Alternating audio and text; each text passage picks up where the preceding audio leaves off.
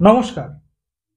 বিদ্যার্থীতে আপনাদের সকলকে আবার স্বাগত জানাই আমাদের পলিটি সিরিজে। আমরা এতদিনে করেছিলাম হিস্টোরিক্যাল আন্ডারপিনিংস।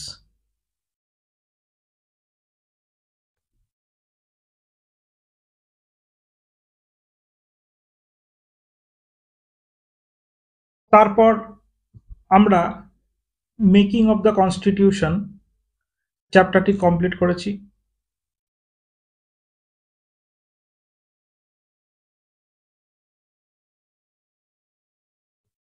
আজকে আমরা একটি টপিক করব। এটি একটি টপিক রাদার দ্যান চ্যাপ্টার। তো এই টপিকটার নাম হবে sources of the constitution of India. সম্পূর্ণ লিখছি না। এবার প্রশ্ন হলো, আমরা তো আগের দিনকে বলেছিলাম যে আমাদের কনস্টিটিউশন লিখতে প্রায় 2 বছর 11 মাস 18 দিন সময় লেগেছিল। এবার প্রশ্ন হলো, ওই 2 বছর 11 মাস 18 দিন ধরে আমরা কি করেছি? তাহলে আমরা বিভিন্ন দেশের কনস্টিটিউশন স্টাডি করেছি এবং কোন দেশে কোনটা বেস্ট প্র্যাকটিসেস সেটা আমরা মোটামুটি খুঁজে বার করেছি এবং আমাদের কনস্টিটিউশনের মধ্যে সেগুলি যুক্ত করেছি। এবার কথা হচ্ছে, কোথায় থেকে কি নেওয়া হয়েছে আমাদের কনস্টিটিউশনে। আজকে এমন কিছু টার্ম আসবে যে টার্মগুলো সম্বন্ধে আমাদের হয়তো খুব একটা ধারণা নেই, কিন্তু আপনাদেরকে অনুরোধ করব যে আপনারা টার্মগুলো মোটামুটি শুনবেন হাত ছাড়ছে, এরকম টার্মও কিছু আছে, এগুলো আমরা মোটামুটি কনস্টিটিউশনের মধ্যে পড়ব। আজকে আমরা কোন দেশ থেকে কি নেওয়া হয়েছে কনস্টিটিউশনে সেটা খুব ভালোভাবে পড়ব। পরের দিনকে আমরা কনস্টিটিউশনের শিডিউলগুলো, আমাদের এখন যে কনস্টিটিউশনে 12খানা শিডিউল রয়েছে, কোন শিডিউলে কি রয়েছে, শিডিউল কি পরের দিনকে পড়ব, লিস্ট। আর তারপরে আমাদের মোটামুটি 395টা আর্টিকেলের একটা স্ট্রাকচার নিজেদের মাথায় মনে করার চেষ্টা করব। পার্টগুলো বেসিক্যালি কিরকম ভাবে বলা যায় যে, part 1 union and it's territory, article 1 থেকে আর্টিকেল 4 অবধি। এবারে আর্টিকেল কি এটাও সেদিনকে বলবো। তারপর সিটিজেনশিপ, ঠিক আছে, আর্টিকেল 5 থেকে 11। তারপর ফান্ডামেন্টাল রাইটস, মূল অধিকার যাকে বলে, সেটা হলো 12 থেকে 35, আর্টিকেল 12 থেকে আর্টিকেল 35। তারপর ডিপিএসপি 36 থেকে 51। তারপর ফান্ডামেন্টাল ডিউটিস 51A, ঠিক আছে। তো এইরকম জিনিসগুলো আমরা খুব ভালোভাবে দেখব এবং সেইগুলি পরের দিনকে আমরা মোটামুটি একটা স্ট্রাকচার মাথায় ঢুকিয়ে নেব এবং তারপরের দিন থেকে আমাদের পলিটির একদম মেন জয়যাত্রা, যে কনস্টিটিউশন পড়া। তাহলে প্রথমে আর্টিকেল 1 থেকে 4 সেগুলি সম্বন্ধে খুব ভালোভাবে পড়বো।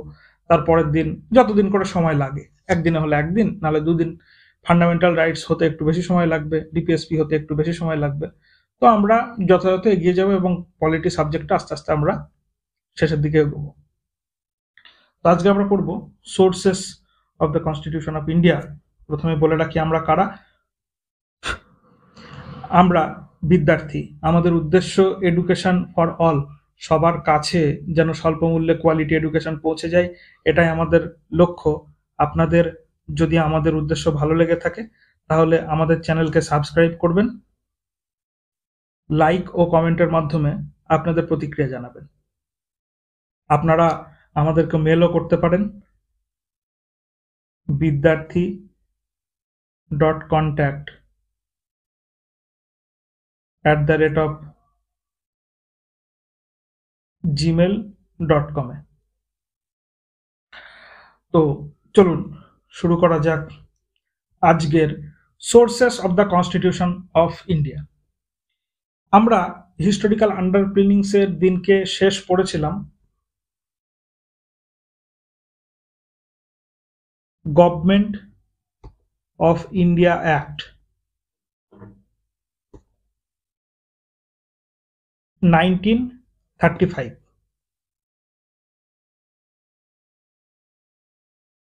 এবার আমরা সেই সময় বলেছিলাম যে এই অ্যাক্টটি থেকে আমরা অনেক কিছু নিয়েছি, তো আমরা রেসপেক্টিভ চ্যাপ্টারগুলোতে অনেক কিছুই পড়ব। তো চলুন আজকের এই চ্যাপ্টারটাই মেকিং এই sources of the constitution of ইন্ডিয়াতে প্রথমে আমরা জেনে নিই গভর্নমেন্ট অফ ইন্ডিয়া অ্যাক্ট 1935 থেকে কি কি নেওয়া হয়েছিল। সবার প্রথমে যেটার জন্য আমরা পরীক্ষা নিচ্ছি, যে পরীক্ষার জন্য আমরা প্রিপারেশন নিচ্ছি, public service commission.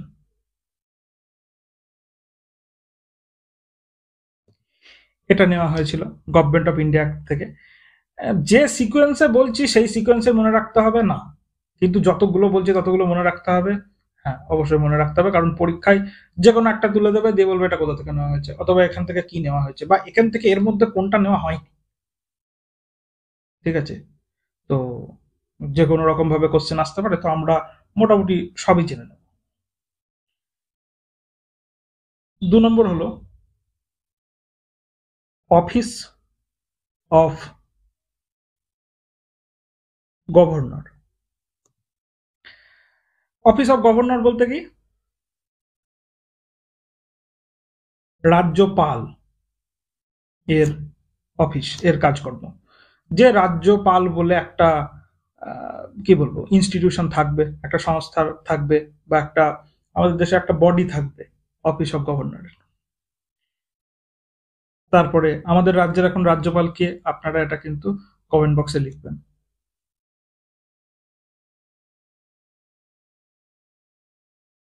Judiciary. Judiciary কথার শাব্দিক অর্থ হলো বিচার ব্যবস্থা, এরকম ধরে নিন। এবার আমাদের দেশে সুপ্রিম কোর্ট রয়েছে, হাইকোর্ট রয়েছে, ডিস্ট্রিক্ট কোর্ট রয়েছে, মুন্সিফ কোর্টও আগে ছিল। এবার কথা হচ্ছে কোন রকম মামলা, অর্থাৎ কোনো দুই ব্যক্তির মধ্যে বা কোনো দুইটি এন্টিটির মধ্যে যদি কোনো একটা বিষয় সম্বন্ধে মতবিরোধ তৈরি হয়, তাহলে সেটার ফয়সালা কোথায় হবে, মানে সেটার বিচার কোথায় হবে? কোর্ট, কোর্টে বিচার হবে। সবসময় বলা হয় না, I will see you in the court. তার মানে কি, কোর্টে আমরা সবকিছুর ফয়সালা করি। তো এই যে জুডিশিয়ারি বলে যে একটা বিষয় থাকবে, বা এটার দেখুন এরও ডেপথে যাওয়া যায়, কিন্তু আমাদের পরীক্ষার জন্য লাগবে। তো ওই জন্য জুডিশিয়ারি বিষয়টা আমরা গভর্নমেন্ট অফ ইন্ডিয়া অ্যাক্ট 1935 থেকে নিয়েছি। তারপরে একটা শব্দ আসবে ইমার্জেন্সি পাওয়ার।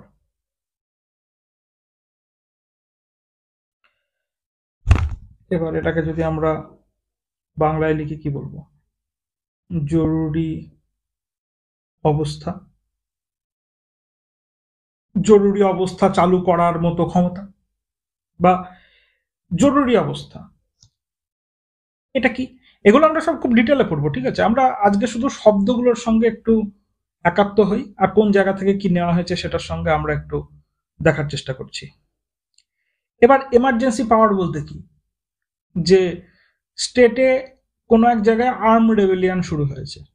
আর্ম রেবেলিয়ান বলতে কি, যে স্টেটের মধ্যে মানুষজন হাতিয়ার ধরেছে সরকারের এগেনস্টে, অথবা বৈদেশিক আক্রমণ হয়েছে আমাদের দেশে। তো সেই সময় কনস্টিটিউশন অফ ইন্ডিয়া যে সমস্ত অধিকারগুলো আমাদেরকে দেয়, সেই অধিকারগুলো সেই মুহূর্তে চালিয়ে রাখা সম্ভব নয়। মানে বলা হচ্ছে যে একটা এমার্জেন্সি সিচুয়েশন, যেমন বাইরে থেকে কেউ অ্যাটাক করেছে, বা সারা দেশে সমস্ত সরকারি অফিস এবং কি বলবো সবকিছু হ্যাক করে নেওয়া হয়েছে কোনো বৈদেশিক সংস্থা দ্বারা, হ্যাকারদের দ্বারা। র্যানসামওয়্যার অ্যাটাক হয়েছে অনেক বড়। এরকম সময় দেশে একটা জরুরি অবস্থা বা আপাতকালীন অবস্থা চালু করতে হবে, যখন সেন্টারের পাওয়ার অনেক বেশি হয়ে যাবে। এই শব্দগুলো একটু নিয়ে নিন। সেন্টারের পাওয়ার অনেক বেশি হয়ে যাবে, স্টেটগুলোর পাওয়ার থাকবে না, এবং সেই অবস্থা থেকে যত তাড়াতাড়ি সম্ভব মুক্তির উপায় সেন্টার খোঁজার চেষ্টা করবে। সেটা হলো জরুরি অবস্থা। আমরা ডিটেলে পড়ব। তো জরুরি অবস্থা নেওয়া হয়েছে গভর্নমেন্ট অফ ইন্ডিয়া অ্যাক্ট 1935 থেকে। একটা হলো অ্যাডমিনিস্ট্রেটিভ ডিটেলস।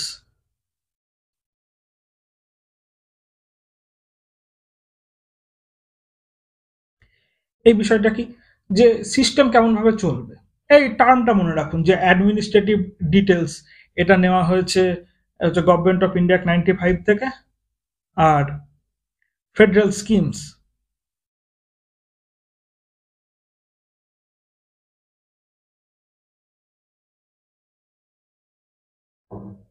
এগুলি কি যতক্ষণ আমরা পলিটি বিষয়টা অনেকটা না পড়বো ততক্ষণ বোঝা একটুখানি মুশকিল হবে। ঠিক আছে, তো এটার মানে হচ্ছে সিস্টেম। ঠিক আছে, খুব সাদা ভাষায় সিস্টেম। এবার সিস্টেম মানে কি, ঠিক আছে, এই ইউটিউবে তো সিস্টেম মানে অনেক কিছুই প্রচলিত রয়েছে। তো সিস্টেম মানে পুরো ব্যাপারটা আমরা পলিটিতে আস্তে আস্তে যখন পড়বো তখন সিস্টেম সম্বন্ধে, আমাদের সিস্টেমটাকেই তো আমরা পড়ছি।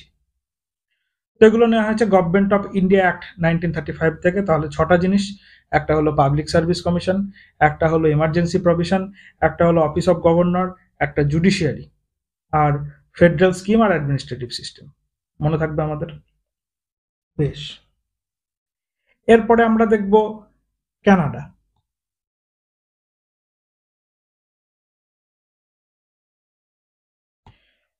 কানাডার কনস্টিটিউশন থেকে কি নেওয়া হয়েছে?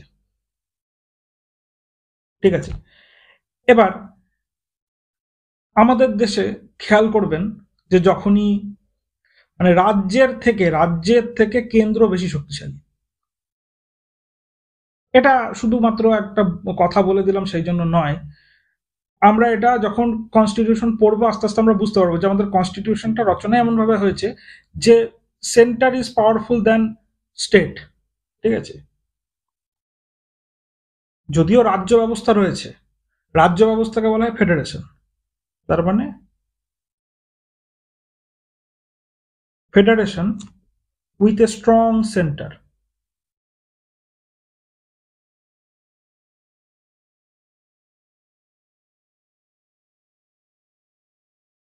বেশ, তারপর আরেকটা জিনিস নেওয়া হয়েছে, সেটা হলো রেসিডুয়ারি পাওয়ার।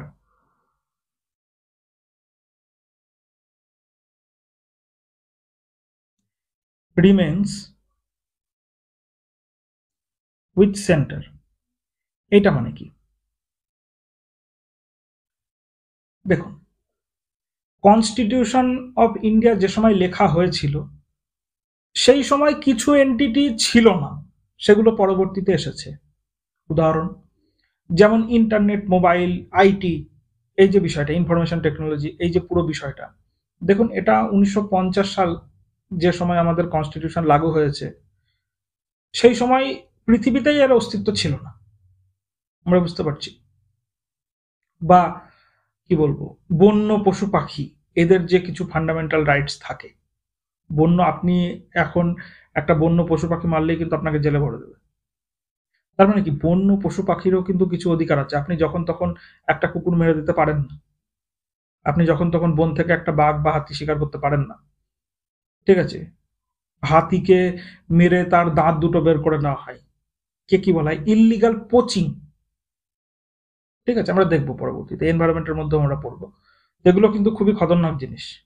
ঠিক আছে, তো এইরকম কিছু পাওয়ার যেটা সেই সময় অস্তিত্বে ছিল না, সেই রকম পাওয়ার যদি আসে তাহলে সেটা সেন্টারের কাছে থাকবে। অর্থাৎ যেমন এই যে নতুন একটা জিনিসের উদয় হলো, দেশের মানুষ এখন কি বলবো, কম্পিউটার, মোবাইল ব্যবহার করছে, ইন্টারনেট ব্যবহার করছে, তো সেই ইন্টারনেটকে কন্ট্রোল করার ক্ষমতা কার হাতে থাকবে? রাজ্যের হাতে না কেন্দ্রের হাতে? স্টেটের হাতে না সেন্টারের হাতে? সেন্টার মানে কেন্দ্র, স্টেট মানে রাজ্য। এটা থাকবে সেন্টারের হাতে। তাহলে সেই যে নতুন যে পাওয়ারটা এলো, রেসিডুয়ারি পাওয়ার, ঠিক আছে, রিমেন্স উইথ সেন্টার। রেসিডুয়ারি পাওয়ার যাই আসুক সেটা সেন্টারের সঙ্গে হবে। আগেরটা কি দেখলাম, অফিস অফ গভর্নর, এটা নেওয়া হয়েছে গভর্নমেন্ট অফ ইন্ডিয়া 1935 থেকে। কিন্তু অ্যাপয়েন্টমেন্ট অফ গভর্নর,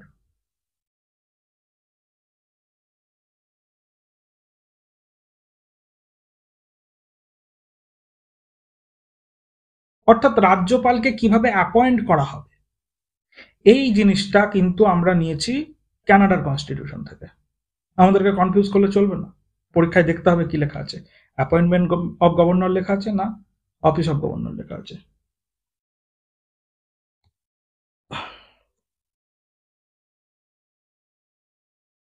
তারপর হলো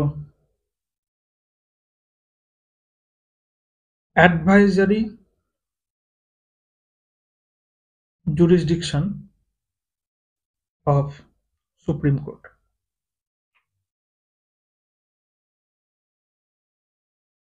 আমরা সুপ্রিম কোর্ট যখন পড়বো তখন আমরা পড়বো অ্যাপিলেট জুরিসডিকশন, অ্যাডভাইজারি জুরিসডিকশন, এগুলো কেমন হয়। তো সুপ্রিম কোর্টের একটা জুরিসডিকশনের পাওয়ার, ঠিক আছে, সুপ্রিম কোর্ট যে একটা রায় দেবে বা একটা কিছুর বিচার করবে, সেই বিচার করার যে ক্ষমতা, এক ধরনের ক্ষমতা, ঠিক আছে, সেটাকে আমরা বলছি অ্যাডভাইজারি জুরিসডিকশন। জুরিসডিকশন কি আরো অনেক রকমের হয়? একদম হয়। আমরা সুপ্রিম কোর্ট পড়ার সময় আরো বাকিগুলো পড়বো, এটাও আমরা পড়বো। এখন বললাম না, শব্দগুলোর সঙ্গে একটু আমরা কি বলবো মিশে যাচ্ছি। আর এখান থেকে ফেডারেল স্কিমও নেওয়া হয়েছিল, ঠিক আছে, কিন্তু ওটা গভর্নমেন্ট অফ ইন্ডিয়া 1935 থেকেও নেওয়া হয়েছে। সেম ফেডারেল স্কিম যা গভর্নমেন্ট অফ ইন্ডিয়া অ্যাক্ট 1935 থেকে নেওয়া হয়েছে,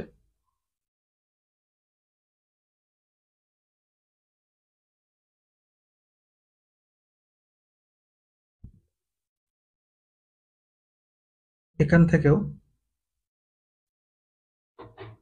তাহার কিছু অংশ নেওয়া হয়েছে। এরকম ভাবে মনে রাখুন, পরীক্ষায় যদি অপশনে ওটা না থাকে এটা থাকে, তাহলে অ্যান্সার কিন্তু এখানে দিতে হবে। নেওয়া হয়েছে।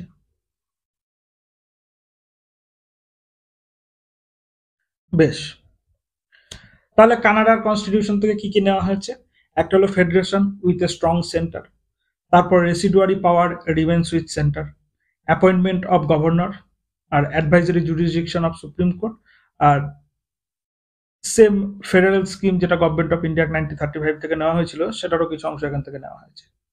তাহলে আমরা এটা বুঝতে পারলাম, কানাডা হলো। এরপরে আমরা একটা দেখব ব্রিটিশ কনস্টিটিউশন।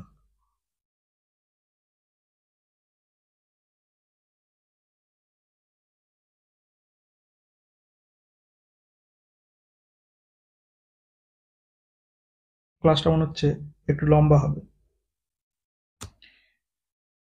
এখান থেকে কি কি নেওয়া হয়েছে? একটা হলো parliamentary system of government,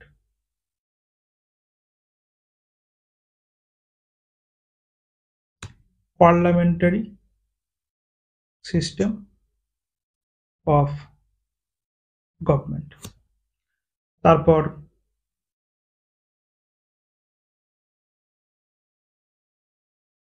rule of law, Ritz.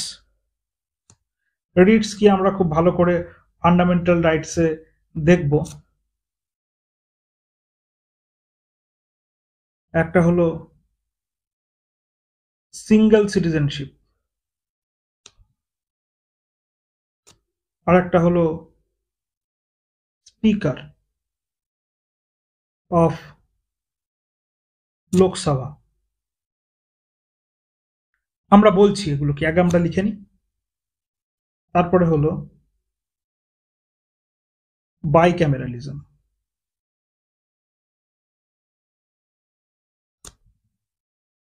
আর একটা হলো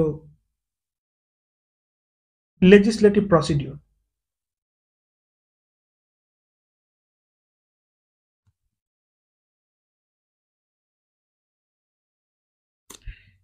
এবার আমরা একটা একটা করে একটু শিখে নিই। তাহলে parliamentary system of government British থেকে নেওয়া হয়েছে। এবার পার্লামেন্টারি সিস্টেম অফ গভর্নমেন্টটা কি? দেখুন, আমাদের দেশে কিন্তু পার্লামেন্ট রয়েছে। পার্লামেন্টের কি কি পার্ট? একটা হলো লোকসভা, একটা হলো রাজ্যসভা এবং একটি হলো প্রেসিডেন্ট। এই তিনটি মিলে কিন্তু পার্লামেন্ট। এ ভাববেন না লোকসভা রাজ্যসভা মিলে পার্লামেন্ট, এটা কিন্তু ভুল হবে। এবার লোকসভা কি, রাজ্যসভা কি, প্রেসিডেন্ট কি, এগুলো তো আমরা একটু একটু তো জানি, কিন্তু এর খুবই ডিটেলড, যে আমরা যখন পড়বো the union government 52 number article থেকে 151 নম্বর আর্টিকেল, এর মধ্যে আমরা অনেক কটা আর্টিকেল, প্রায় সব আর্টিকেলই আমরা খুব খুব ডিটেলে না হলেও মোটামুটি পড়বো। আমরা কনস্টিটিউশন সম্বন্ধে একদম 395টা আর্টিকেল মুখস্থ করা তো সম্ভব না, কোথায় কি লেখা আছে এরকম মোটা বই কনস্টিটিউশন।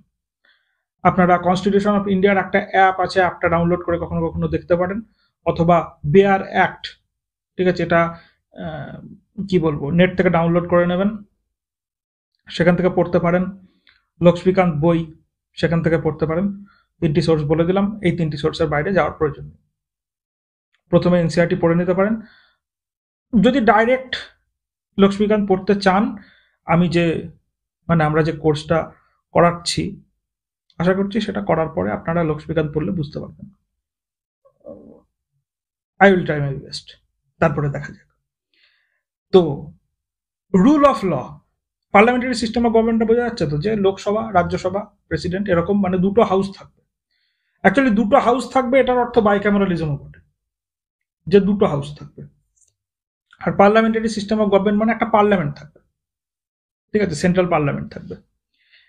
এবার রুল অফ ল, ঠিক আছে, রুল অফ ল মানে কি? রুল অফ ল মানে হলো আইনের সামনে সবাই সমান, বুঝলাম। যদি একজন ধনী ব্যবসায়িক ব্যক্তি কোনো একটা অফেন্স করেন, বা একটা খুবই দরিদ্র ব্যক্তি কোনো একটা অফেন্স করেন, তাহলে তাদের দুজনকেই আইন সমানভাবে দেখবে। একটা ছেলে বা একটা মেয়ে, অর্থাৎ একটা মেল বা একটা ফিমেল, কেউ যদি কোনো অফেন্স করে সেটাও সমানভাবে দেখবে আইন, এবং সমানভাবে শাস্তি দেবে, ঠিক আছে। তো আইনের চোখে সবাই সমান, রুল অফ ল। আমরা এটা আর্টিকেল 14 পড়ার সময় আমরা পড়বো, আমরা খুব ডিটেলে এটা পড়বো, যে equality before law, equal protection of law, rule of law, এই বিষয়গুলো কি আমরা দেখবো, আমরা ডিটেলে দেখবো। তারপরে একটা হলো রিটস। এবার আমরা কনস্টিটিউশনের আর্টিকেল 32 যখন পড়বো, তখন দেখবো যে আমাদের কিছু রিটস পাওয়ার রয়েছে, হেবিয়াস কর্পাস, ম্যান্দামাস, কোয়ারেন্তো, ঠিক আছে, সার্টিওরারি, আর এটা ভুলে গেলাম তো, যাই হোক মনে পড়লে বলছি, প্রহিবিশন। তো এবার এই শব্দগুলো শুনে মনে হচ্ছে কি বললে, হেভিয়াস কর্পাস, কোয়ারেন্তো, এগুলো কি, ঠিক আছে। একটা একটুখানি বলার চেষ্টা করি, তখন খুব ডিটেলে বলবো। ধরে নিন যে আপনি এবং আমি একসঙ্গে কোথাও ঘুরছি, খুব ভালো কথা, আপনি আমার বন্ধু। এবার পুলিশ আসলো এবং আপনাকে জাস্ট তুলে নিয়ে চলে গেল, কোনো কিছু বলা নেই, কিছু নেই, ঠিক আছে, জাস্ট আপনাকে নিয়ে চলে গেল। তো তখন আমার কর্তব্য কি? আমি তখন আপনার বাড়ির লোককে খবর করব, এবং লিগালি আমি তারপরে কি করতে পারি?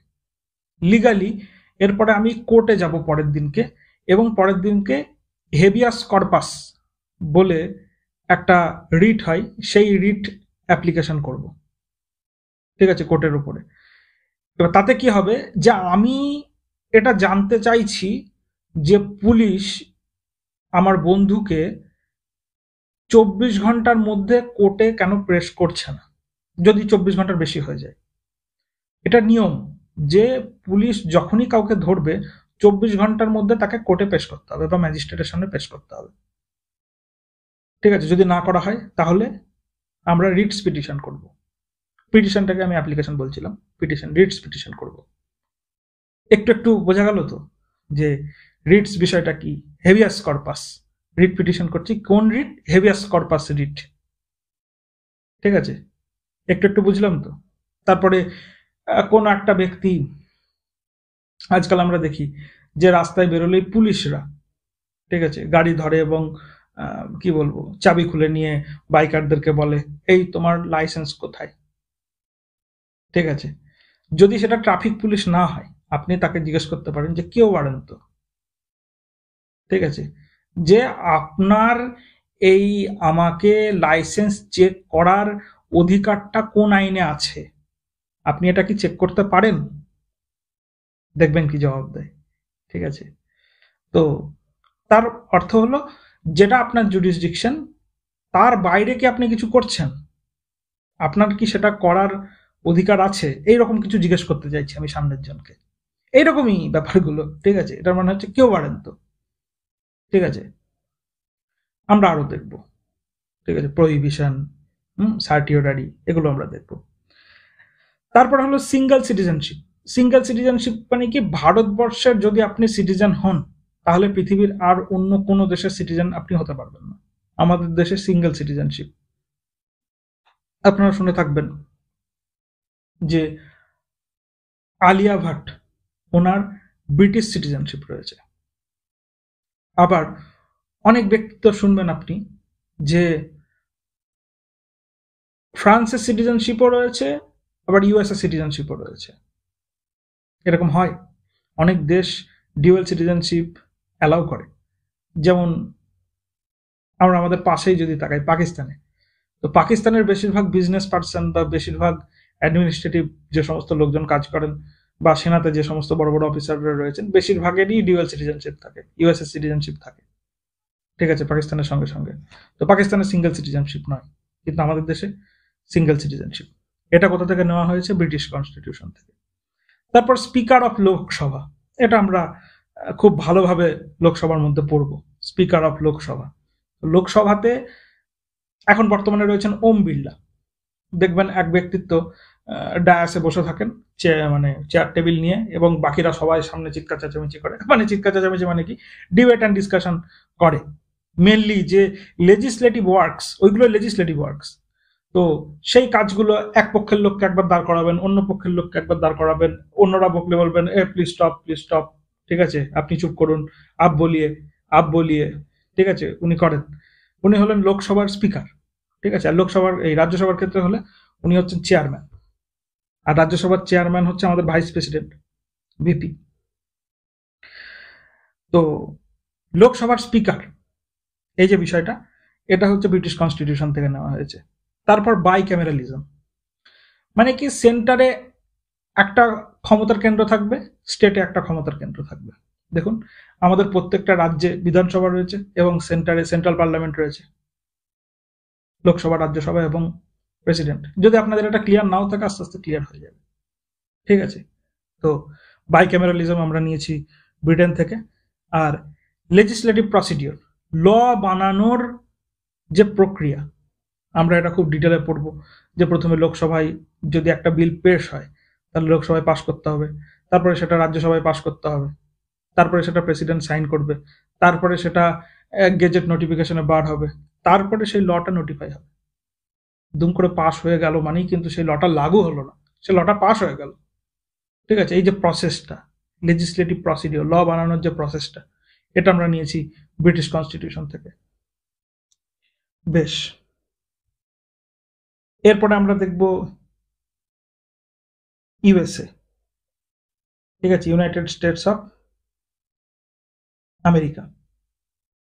তাহলে আমেরিকার কনস্টিটিউশন থেকে আমরা কি কি শিখেছি? সব থেকে গুরুত্বপূর্ণ আমেরিকার থেকে যেটা আমরা শিখেছি সেটা হলো ফান্ডামেন্টাল রাইট।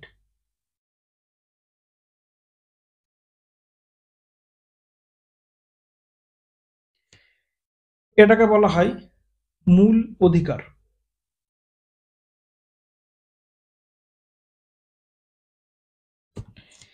এই যে ব্যাপারটা, যে আমাদের দেশে যারা সিটিজেন, ঠিক আছে, এবং যারা কি বলবো এলিয়ান, এলিয়ান মানে কিন্তু ওই অন্য উপগ্রহ থেকে আসবে না সেটা না। যদি আমেরিকা থেকে একটা ব্যক্তি ভারতবর্ষে আসেন, তাহলে উনি কিন্তু আমাদের দেশের পক্ষে এলিয়ান, সিটিজেন আর এলিয়ান। এবার একটা হলো আমেরিকা থেকে একজন ভিসা নিয়ে, পাসপোর্ট নিয়ে খুব ভালোভাবে আমাদের দার্জিলিং দেখার জন্য এসেছেন, দার্জিলিং টি কিনবেন বলে এসেছেন, তিনি এক ধরনের হলো। আর কেউ হচ্ছে কোন একটা বর্ডার স্টেট থেকে, ধরলাম বাংলাদেশ থেকে, পশ্চিমবঙ্গে বা আসামে বা মণিপুরে হচ্ছে কাঁটাতারের বেড়ার নিচ দিয়ে কাউকে না বলে চুপি চুপি ঢুকে পড়লো, তাহলে ও তো আমাদের দেশে আসলো, দুজন ব্যক্তিত্বই কিন্তু আমাদের দেশে আসলেন। এবার ইউএসএ থেকে যে এসেছেন তিনি হলেন ফ্রেন্ডলি এলিয়েন, ঠিক আছে, তিনি মানে বলে এসেছেন, এটা ধরা যায়। আর বাংলাদেশ থেকে যে ব্যক্তি আসলো সে ব্যক্তি কিন্তু এনিমি এলিয়েন। আমরা এগুলোর মধ্যে পার্থক্য কি? সিটিজেন কে হতে পারে? সিটিজেনশিপ অ্যামেন্ডমেন্ট অ্যাক্ট সিএএ যেটা বর্তমানে চালু হচ্ছে, সেটা কি রকম ভাবে সিটিজেনকে ডিফাইন করে, এর কনস্টিটিউশনাল পার্সপেক্টিভটা আমরা খুব ভালোভাবে দেখব। এই রাজনীতি উদ্দণ্ড এসব মার্কা থেকে দূরে থাকবেন, এগুলো থেকে পরীক্ষায় কোশ্চেন আসবে না। আপনাকে ডিটেলে জানতে হবে তার কি ক্রিটিসিজম আছে, তার কি ভালো দিক আছে, গভর্নমেন্ট কেন এটা আনছে, গভর্নমেন্টের আনা কেন উচিত না, কোনো কি হিস্টোরিক্যাল পার্সপেক্টিভ আছে নাকি কোনো রকম রিলিজিয়াস পার্সপেক্টিভ আছে, এগুলো সব আমরা খুব ডিটেলে দেখব। তো ফান্ডামেন্টাল রাইটস নিয়েছি আমরা ইউএসএ থেকে। ফান্ডামেন্টাল রাইটস মানে কি? অ্যাকচুয়ালি স্টেটের এগেনস্টে আপনার যে ক্ষমতা রয়েছে, মানে স্টেট চাইলে যখন তখন আপনাকে জেলে ভরে দিতে পারে না, স্টেট চাইলে যখন তখন নিজের মেশিনারি ব্যবহার করে আপনাকে হত্যা করতে পারে না বিনা কারণে, স্টেট চাইলেই আপনার ঘর থেকে বেরোনো বন্ধ করে দিতে পারে না, স্টেট চাইলেই আপনাকে যে কোনো চাকরির থেকেও বের করে দিতে পারে না, ঠিক আছে।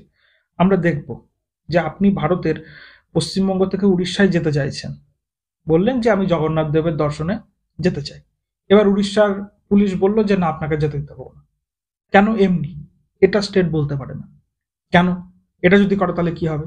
তাহলে আপনার রাইট টু মুভমেন্ট এটা ভায়োলেট হবে, ঠিক আছে। স্টেট এই রকম ধরনের যদি আপনার উপরে কোনো রকম কি বলবো ফান্ডামেন্টাল রাইটস হরণ করার মতো কাজ করে, তাহলে আপনি ডাইরেক্ট সুপ্রিম কোর্টে কেস করতে পারেন, supreme court versus government of India, ঠিক আছে। এইভাবে হয় কেস। আমরা দেখবো, আমরা ডিটেলে দেখবো, বুঝতে না পারলেও কোনো ব্যাপার না, আমরা জাস্ট একটু একটু বোঝার চেষ্টা করছি যে আচ্ছা আচ্ছা এই ধরনের জিনিসপত্র আছে। তারপর ইমপিচমেন্ট অফ প্রেসিডেন্ট।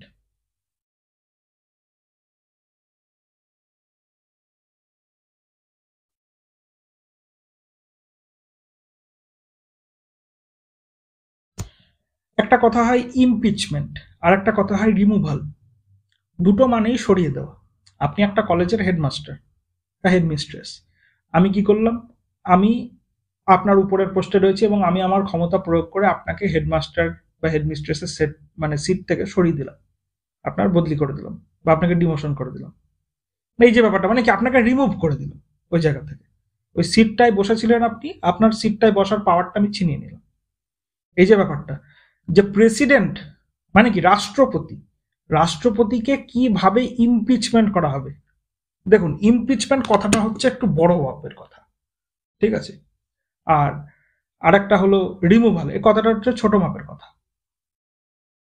রাষ্ট্রপতির ক্ষেত্রে চিফ জাস্টিস অফ ইন্ডিয়ান মানে chief justice of India, supreme কোর্টের প্রধান বিচারপতি, এনার ক্ষেত্রে এবং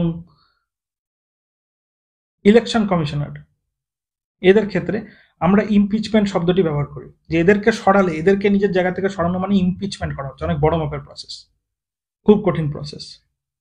আর হাইকোর্ট বা সুপ্রিম কোর্টের অন্যান্য জাজ হলে রিমুভাল অফ জাজেস, ঠিক আছে, রিমুভাল অফ মেম্বার্স, এইরকম। তো ইমপিচমেন্ট অফ প্রেসিডেন্ট এটা নেওয়া হয়েছে ইউএসএ বা আমেরিকার থেকে। তারপর removal of supreme court and high court জাজেস, এই প্রসেস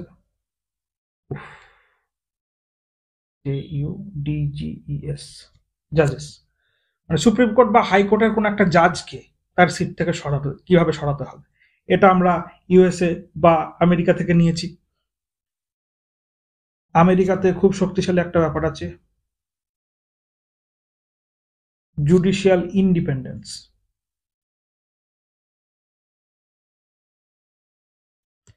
আরেকটা ব্যাপার আছে জুডিশিয়াল রিভিউ।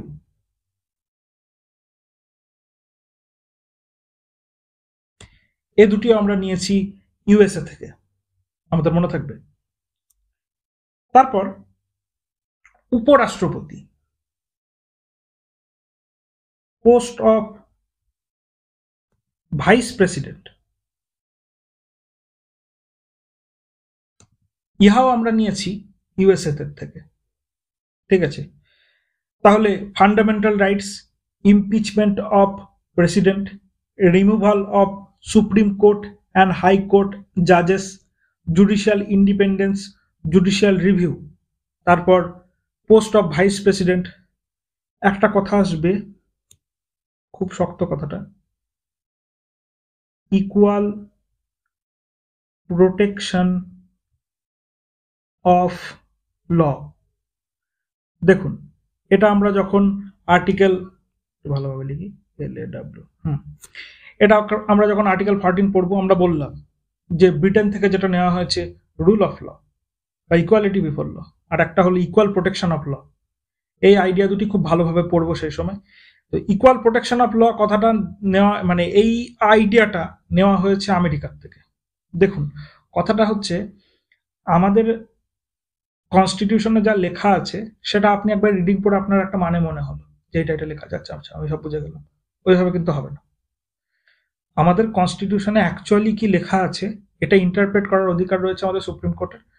ফাইনাল ইন্টারপ্রিটেশন উনিই করবেন, এবং আমাদেরকে জানতে হবে যে ল মোটামুটি আমাদের দেশে কি রকম, ফান্ডামেন্টাল রাইটস, ডিপিএসপি, এগুলো মোটামুটি কি রকম জিনিসপত্র, এগুলো আমরা একটা লয়ের খুব বেসিক ধারণা আমরা কিন্তু পড়বো পলিটি সাবজেক্টে। এই জন্য ভয় পাওয়ার কোনো ব্যাপার নেই, আমাদের এই সাবজেক্টটা নেই আমাদের বোর্ডে, আমাদের প্রিয় ওয়েস্ট বেঙ্গল বোর্ডে। ওই জন্য আমরা একটু আস্তে আস্তে শিখব। তারপর preamble of the constitution of India, এই আইডিয়াটাও ইউএসএ থেকেই নেওয়া হয়েছিল। আমরা সবার প্রথমে প্রিঅ্যাম্বলটা দেখব। আমরা দেখব জাস্টিস, লিবার্টি, ইকুয়ালিটি, ফ্র্যাটার্নিটি, ঠিক আছে, সেকুলারিজম, এই কথাগুলো কিন্তু আমাদের কনস্টিটিউশন অফ ইন্ডিয়ার প্রিঅ্যাম্বলে লেখা আছে। প্রিঅ্যাম্বল কথাটার মানে কি? প্রস্তাবনা।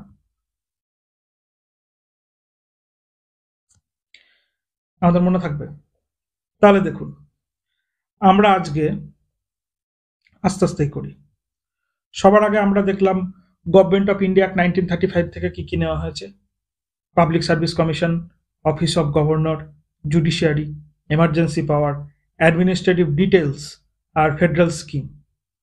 তারপর আমরা দেখেছি কানাডার কনস্টিটিউশন থেকে কি কি নেওয়া হয়েছে। একটি হলো federation with a strong centre, তারপর residuary power remains with the centre, appointment of governor, advisory jurisdiction of supreme court, এবং ওই ফেডারেল স্কিম যেটার আগে দেখলাম। তারপর ব্রিটিশ কনস্টিটিউশন থেকে আমাদের parliamentary system of government, rule of law, writs, single citizenship, speaker of Lok Sabha এবং বাইক্যামেরালিজম আর legislative procedure, এরকম ধরনের জিনিসপত্র নেওয়া হয়েছে। আর fundamental rights, impeachment of president, removal of supreme court and high court জাজেস, এগুলো সব ইউএসএ থেকে নেওয়া হয়েছে। আরও নেওয়া হয়েছে জুডিশিয়াল ইন্ডিপেন্ডেন্স আর জুডিশিয়াল রিভিউ, আরেকটি হলো পোস্ট অফ ভাইস প্রেসিডেন্ট, আরেকটি হলো ইকুয়াল প্রোটেকশন অফ ল এবং প্রিঅ্যাম্বল অফ দ্য কনস্টিটিউশন। একটা আইডিয়া বলছি, এই আইডিয়াটা মাথায় রাখবেন যে ব্রিটেন মানে ইংল্যান্ড, এটা হলো পার্লামেন্টারি সুপ্রিমেসি, অর্থাৎ এখানে পার্লামেন্ট, আমাদের যেমন লোকসভা, রাজ্যসভা, প্রেসিডেন্ট বলে যে বডিটা রয়েছে, ব্রিটেনের ক্ষেত্রে এইরকম জায়গায় যে বডিটা রয়েছে সেটি হলো সবচেয়ে বেশি শক্তিশালী। ঠিক আছে, ব্রিটেনের এমন একটা আইডিয়া, ব্রিটেনের পাওয়ার স্ট্রাকচার, বা আমরা তো মেনলি ওই সিস্টেমটাকেই পড়ছি না, ব্রিটেনের সিস্টেমে পার্লামেন্টের পাওয়ার সব থেকে বেশি।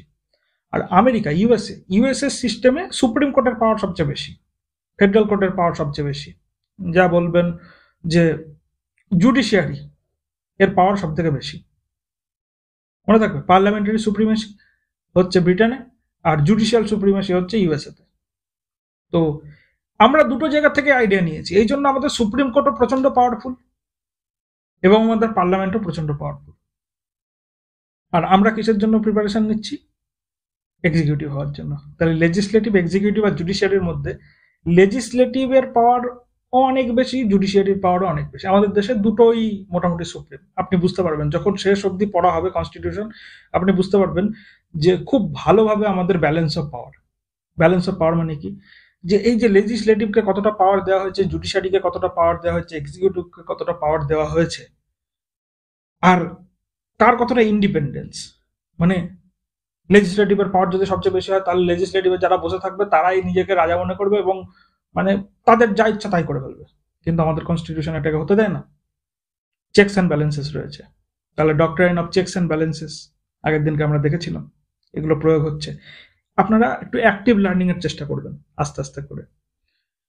তো আজকের আমরা এখানেই শেষ করি। এর পরের দিনকে আমরা আয়ারল্যান্ড থেকে কি নেওয়া হয়েছে, ফ্রান্স থেকে কি নেওয়া হয়েছে, সাউথ আফ্রিকা থেকে কি নেওয়া হয়েছে, জাপান থেকে কি নেওয়া হয়েছে, এছাড়াও অস্ট্রেলিয়া থেকে কি নেওয়া হয়েছে, ঠিক আছে, জার্মানি থেকে কি নেওয়া হয়েছে, ইউএসএসআর থেকে কি নেওয়া হয়েছে, এগুলো আমরা পড়বো। এবং পড়ার পরে এই সম্পূর্ণটা আমরা একবার রিভাইজ করবো, একবার না দেখে বলার চেষ্টা করবো যতটা সম্ভব। তো আপনাদেরকে অনুরোধ থাকবে, এই যে এই কটি বলা হলো এগুলি পরীক্ষা সবচেয়ে বেশি আসে, ঠিক আছে, তো এগুলি আপনারা পড়বেন।